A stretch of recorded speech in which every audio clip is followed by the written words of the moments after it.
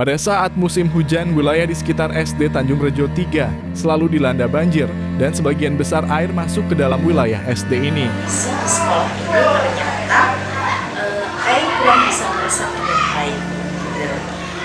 Terbukti dari genangan air, karena posisi yang kedua adalah posisi sekolah itu lebih rendah dari jalan juga, jadi secara otomatis seluruh air ketika hujan masuk ke dalam lingkungan sekolah.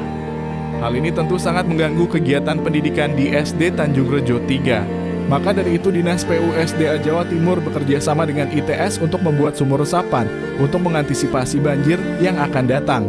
Sumur dibuat dengan dimensi panjang 5,57 meter, lebar 3,37 meter, dan tinggi 1,2 meter di dalam wilayah SD Tanjung Rejo 3. Sumur resapan dilengkapi dengan subdrain dengan panjang total 29,25 meter. Detail dari sumur resapan meliputi geotextile yang menyelimuti magna tank dengan overlap 30 cm. Kerikil dipasang dengan tinggi 50 cm dari dasar tanah galian.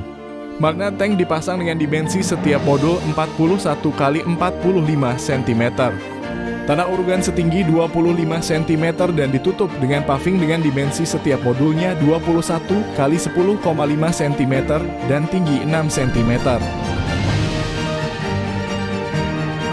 Untuk mempercepat teresapnya genangan air, maka dibuatlah filter dengan panjang 1 meter, lebar 1 meter, dan tinggi 1 meter di samping sumur resapan. Dengan dibuatnya sumur ini, diharapkan SD Tanjung Rejo 3 tidak terdampak oleh banjir dan dapat melaksanakan segala kegiatan pembelajaran dengan lancar.